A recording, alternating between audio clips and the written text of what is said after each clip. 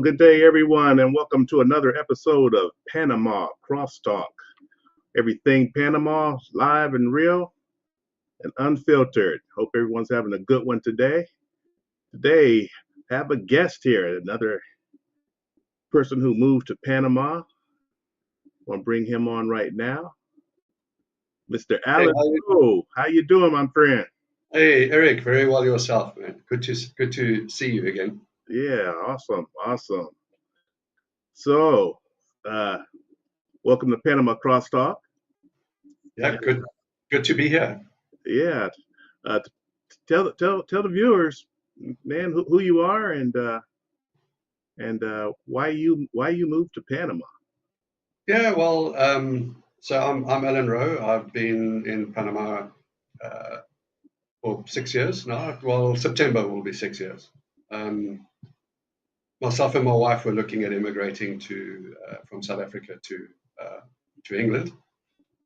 And then somewhere just in one of our fishing clubs or something, I think it was, the topic of Panama came up. And so we decided to come and have a look and came down for a month, hired a car, drove just about to the Costa Rica border, to Boquete, Volcan, all those places, David, Boca Chica, and got back home. And I said to my wife, okay, so where do you want to move to? And we chose Panama.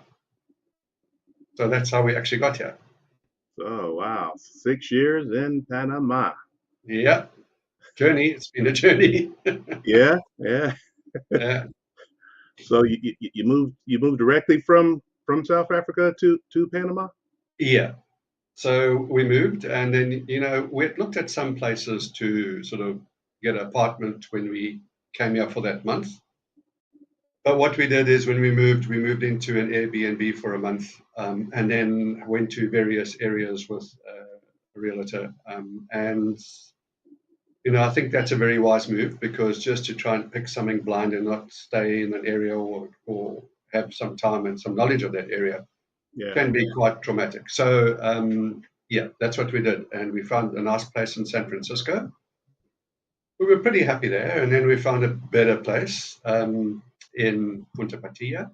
Stunning views right on the ocean front. Yeah. But was pretty noisy. So we eventually moved out to Ciudad del Saber, which is a city of knowledge in Clayton. And I must admit, we're a lot happier here. Yeah. So a nice tranquil. It backs right up there to the rainforest right behind you, the jungle. Correct. Yeah. So our apartment, we can physically, from our balcony, we can see the ships descending into the Pacific Ocean through the Miraflores locks. So we see them going through the first locks. We can't see them going into the last one. But yeah, it's very, very, very relaxed. Yeah. Great. Yeah, it's nice out there. City of knowledge. Yeah. The old Clayton base. Yeah, there's the nice thing about it here, Eric, as well, is there's some really nice restaurants in walking distance from where we live.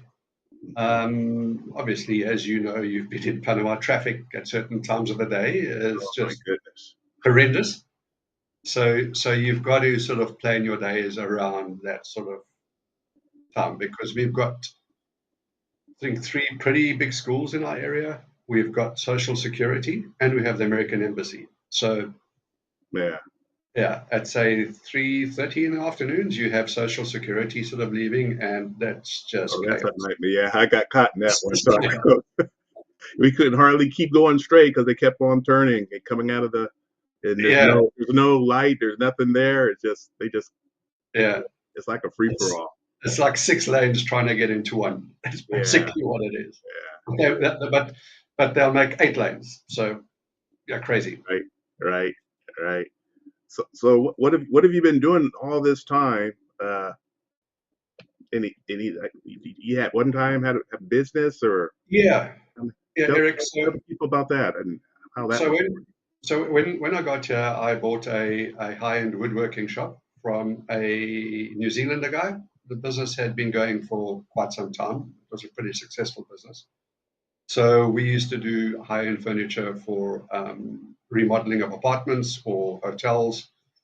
We also had quite a big part of the business was remodeling restaurants, especially ones that were franchised, like Athens and Unido. Mhm. Worked a lot with architects. So it was a really nice business, but unfortunately, then COVID-19 arrived. Um, and yeah, man, it was just eventually throwing good money after bad and just couldn't keep it afloat. So unfortunately, that was a bit of a bang to your finances. Yeah. But no, we just move on. Yeah. So at present, I do a bit of driving of classic cars for tourists, which is fun. Yeah. Yeah. Um, and I sing uh, in that thing. Yeah. VW thing, correct? Yeah. Yeah, it's fun, hot, and Right. no power steering. But and it's the nice thing I like about that is every day is a different day.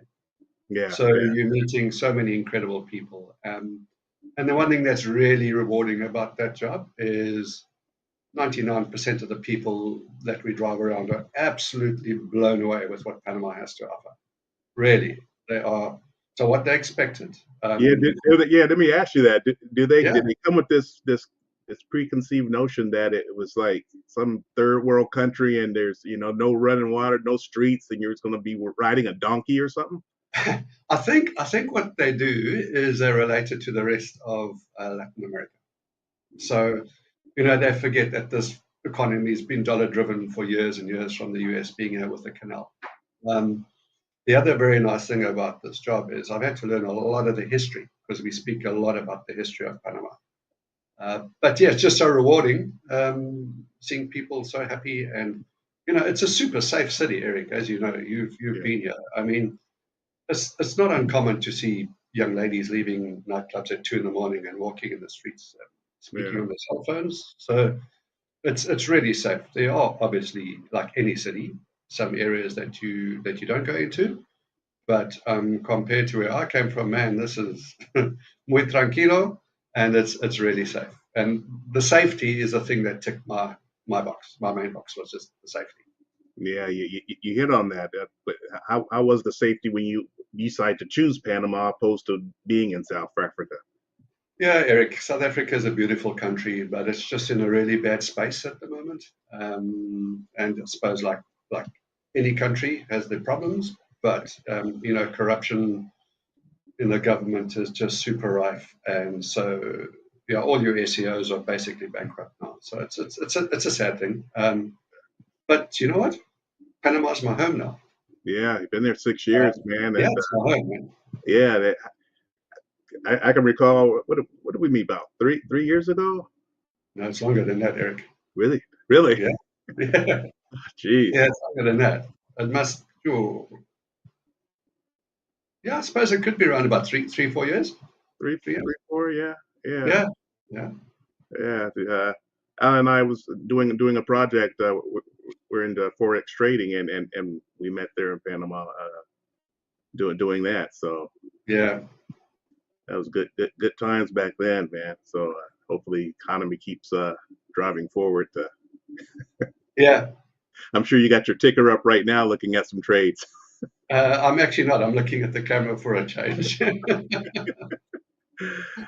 uh, so you live in the city of knowledge, and what do you think about just the people around in that area, and how you're getting along, and how they accept you, communicate with you, and all that?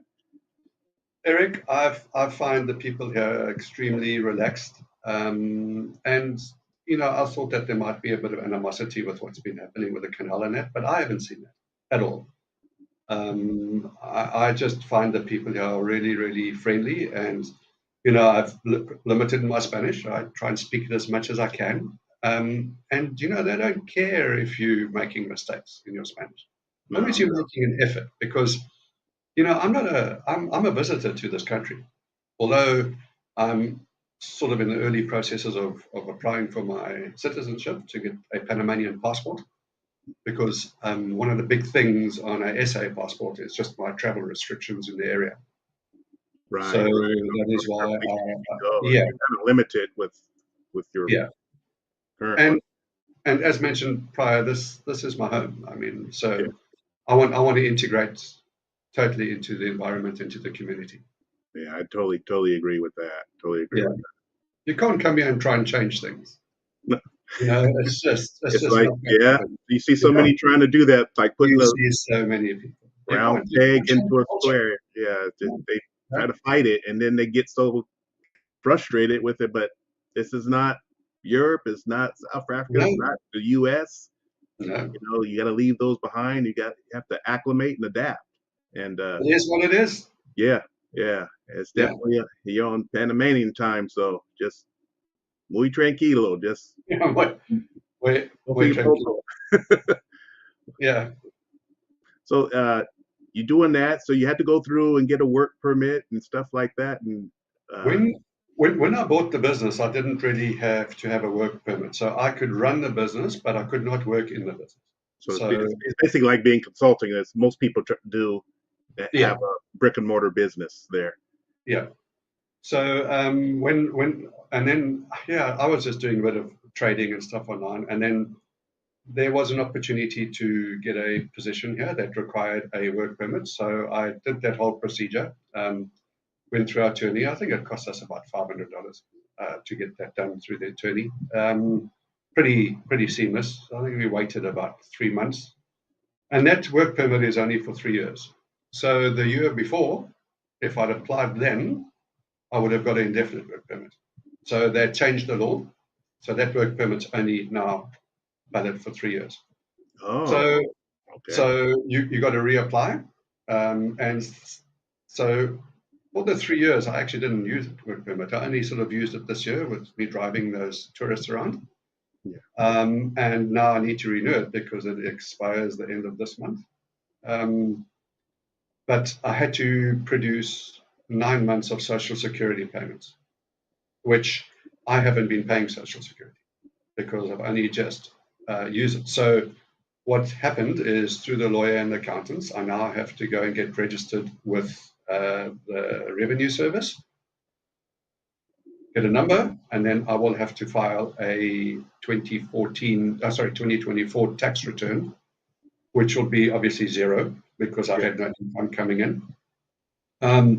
But yeah, it just, you talk about different costs. So I've basically been working with 3 different accountants Hmm. just to get prices. So to register, the one accountant wants to charge $250.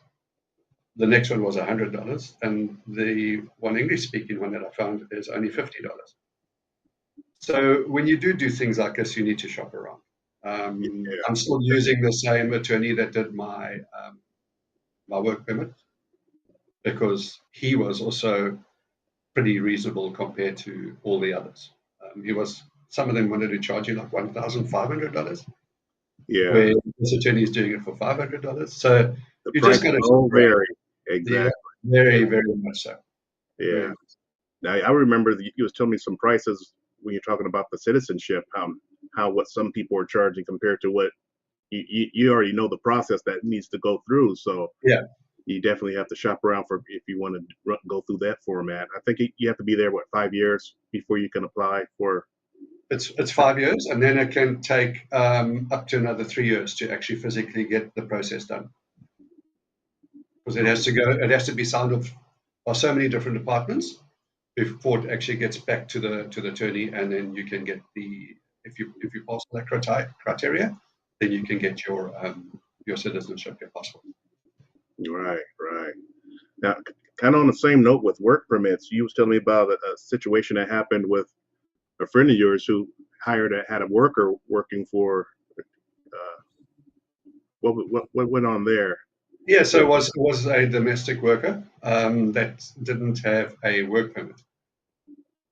So eventually, when they moved to another area, that person didn't want to come along, so they had to let her go. And that person went to an attorney and to the Minister of Tobacco, which is the Minister of Employment, Work. And she had to pay a fine for employing a person that didn't have a work permit of $1,600 just to Woo! settle that. They didn't get find a person that didn't have the permit at all? As far as we know, what she's told us, that person didn't get fined. That was just for employing somebody that didn't have a work. Oh my goodness. So you just got to do all your cross checks and balances. I mean, I think I told you, I taxi driver to the back of me some months ago, and that was also, man, it was a real experience. And how did tell the viewers what the police there wanted you to do? Yeah, well, so the police didn't actually record where the accident happened, because they got there a little bit later because when you have an accident here, your insurance company sends out an inspector for each party on motorbikes, and they take photographs and do all the thing, and then the police only arrived. So I was asked if I wanted to plead guilty because then insurances could sort the issue out, and I said no, I don't want to plead guilty because I'm not. I was hit from the rear. Yeah. Then sort of later on, I was also asked, noted via a translator, that if this goes to court and I'm found guilty, I will be liable for a fine because I didn't leave the guy enough room. So I said, well, fine. I was actually on the phone to my broker, insurance broker, and they said, Allan, don't plead guilty. So what they tell you now? Don't plead guilty. Yeah. The broker, I said, well, I'm not going to because I'm not guilty. Yeah. Anyway, so there were cameras around the area, and I got given a date to go to court to stand in front of the judge. The company allocated a lawyer that could speak English to actually handle my case. So right from the dot go, I said to him, we need to get the footage for those cameras, because just my experience and the feeling I had, it wasn't good for me. Yeah, you see, you get ready to get railroaded. Yeah. So, and I kept on doing it, sending the messages, guys, come on, what's the procedure here? Anyway, to cut a long story short, after a month, the date came due, and the lawyer only contacted me on the Friday, and I had to go to court on the Monday.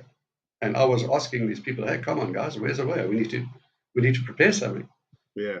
So it was strange. So I said to the lawyer on the Friday, but there's cameras there, and I've been requesting from the insurance company to get access to them.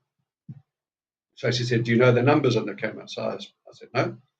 So I drove there on the Saturday, gave her the information, came back, sent her that information. The court date was on the Monday, and she said, just hang on, I'm going to request from the judge. So don't come yet. I'll phone you if you need to come on that day.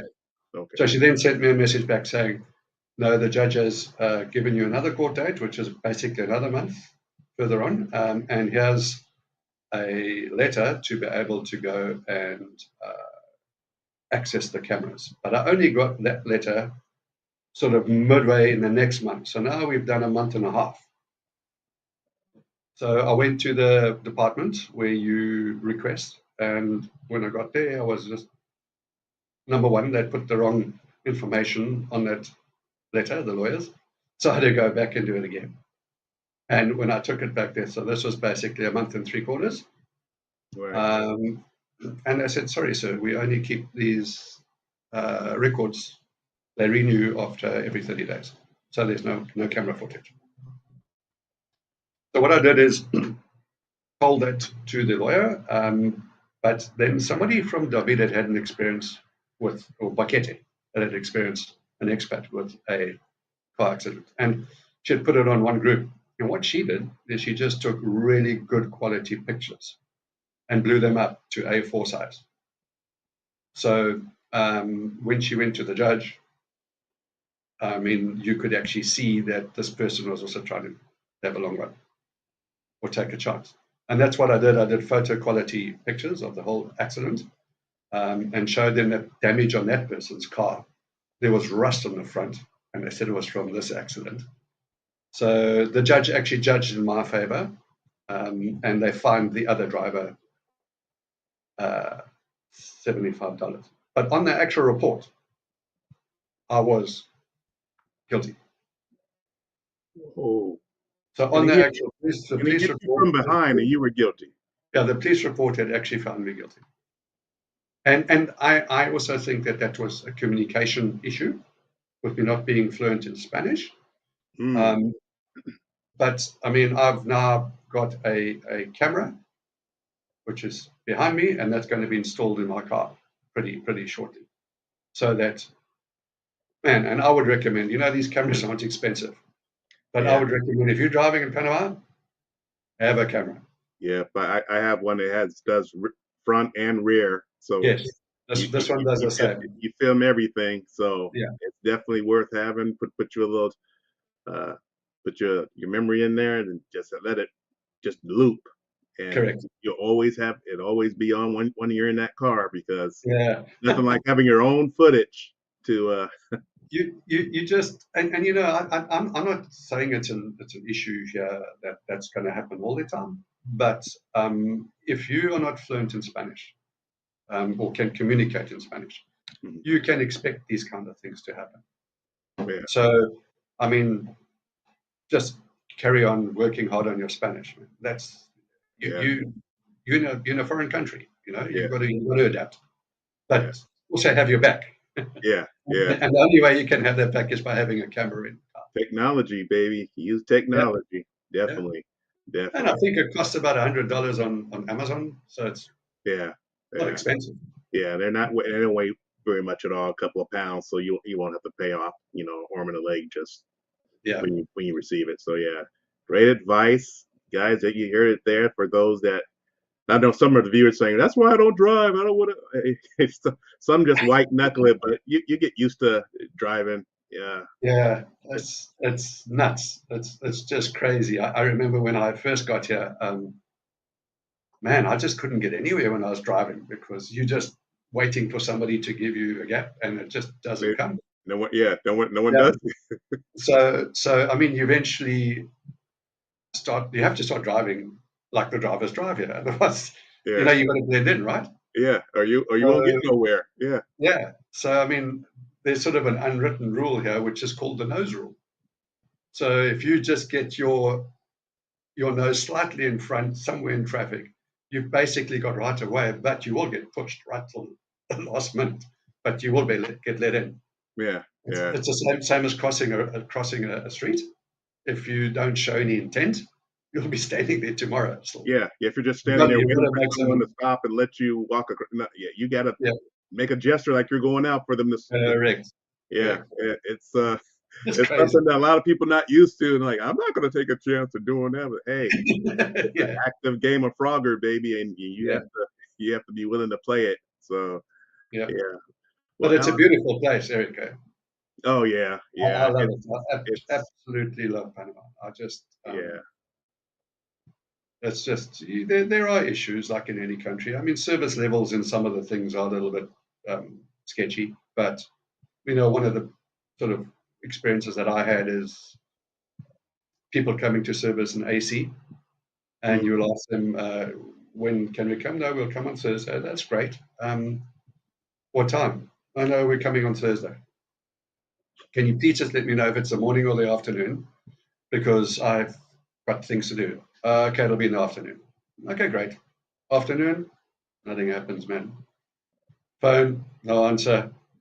2 days later, there's a knock on your door. I've come to do the aircons, the ACs. And you said, but you're supposed to be here 2 days ago. Yeah, but I'm here now. There's no apology. So time in Panama means nothing, man. And those are the things that you got to just get used to. Otherwise, it will be a very frustrating place for you to live. yeah, excellent. Yeah, it's you definitely work on your patience. If you don't have any, you soon either get them, acquire them, or you'll be kicking rocks heading back to Yeah, where you came from. yeah, very But much so. yeah, but it's definitely it's good for the soul, it's good for your body, the food. I mean, more healthier. there's so many upsides. It's just people having to acclimate. But you can see Yeah. that some people have a hard time doing that transition. Wow.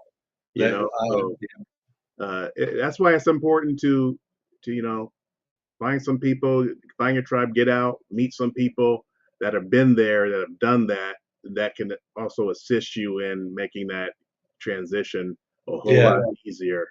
Because otherwise, you find yourself, like you say, getting frustrated over almost every little thing, and it's just like it's just not a big thing to them there. So you have to adjust your standards, yeah. and It's not a good space if you're going to try and um, take the system on and that. It's just you're going to get nowhere. So you have yeah. to, 100%. So So your recommendation: do move to Panama and don't move to Panama. What would you say to some friends, family, people that may be considering, strangers that may be considering Panama? What's Eric, Panama is stunning. It's got so much natural beauty, and a lot of it's pretty close to the city. I mean, you've got yeah, Al Valle, Anton, which is an hour and a half drive. I mean, just the natural beauty there and the pristineness of the rivers. And I mean, you can even drink the water out the rivers there. So, yeah, all of those things, and it's safe. Okay. So, and also it's got a pretty good economy. The GDP is pretty healthy. hmm If you want to come here and get a job, it's going to be a challenge. So I would also recommend trying to find something to do online if possible, because the nice thing about that is that money's, if it's earned from out the country, no tax, there's no tax, man. no So tax. you know, uh, it's become crypto friendly as well. There's some very nice sort of apps that you can get that are local that allow you to link PayPal, because that's been a big issue, is trying to get paid in PayPal here. Oh You yeah, couldn't yeah. you can get the money in, but you can't get it out, right? Yeah. Then Yeah, Panama has its own PayPal. Yeah, yeah, so yeah, yeah. So you learn along, and I think people find that there's an issue and they address it, which this company has. So, but other than that, just remember one thing, guys: if you're moving to another country, you've got to take on that country's systems. Okay, you've got to adapt it, because if you're not, it's not going to be a nice place to be, and that relates to anywhere in the world. right, right.